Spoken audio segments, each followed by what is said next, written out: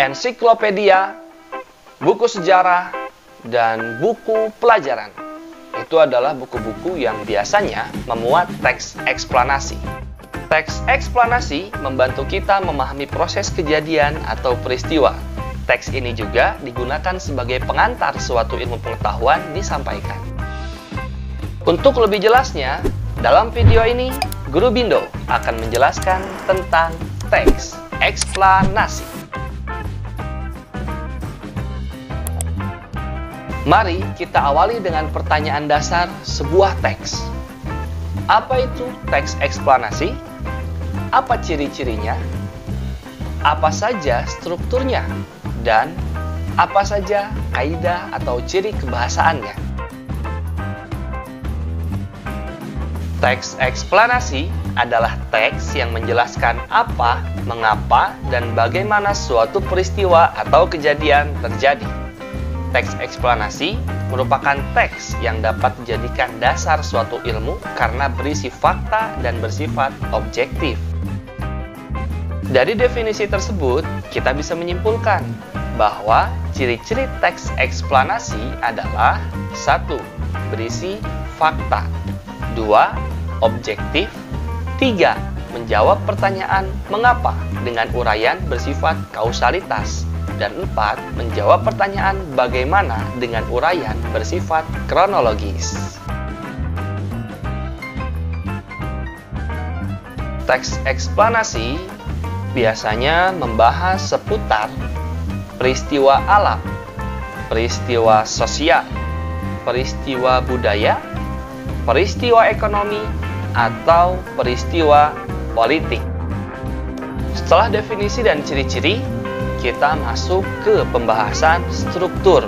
Nah, untuk pembahasan struktur, konsep dasar yang harus kita miliki tentang struktur teks adalah bahwa setiap teks pasti secara umum memiliki 3 struktur, yaitu pembuka, isi, dan penutup. Di setiap teks biasanya istilah atau namanya berbeda-beda.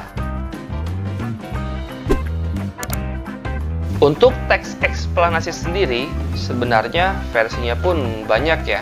Tapi dengan konsep dasar kita memahami ada yang namanya pembuka, ada yang namanya isi, ada yang namanya penutup. Itu akan membantu kita memahami mana bagian pembukanya, mana bagian isi, dan bagian penutupnya. Bagian pembuka di teks eksplanasi disebut dengan identifikasi fenomena atau pernyataan umum, yaitu bagian yang menjelaskan informasi umum topik yang diterangkan.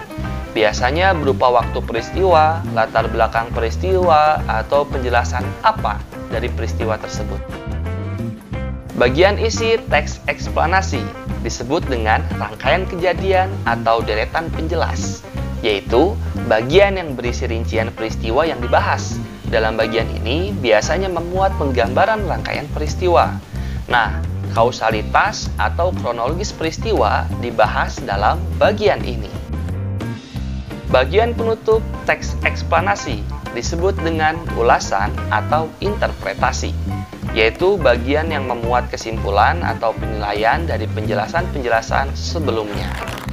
Baik, setelah definisi, ciri-ciri, dan struktur, mari kita menuju ke kaidah atau ciri kebahasaan dari teks eksplanasi.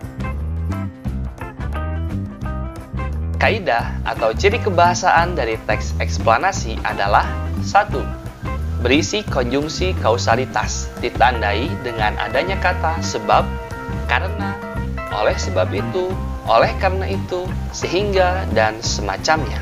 2. Berisi konjungsi kronologis, ditandai dengan adanya kata kemudian, lalu, setelah itu, pada akhirnya, dan semacamnya. 3. Terdapat kata teknis atau peristilahan khusus sesuai topik yang dibahas.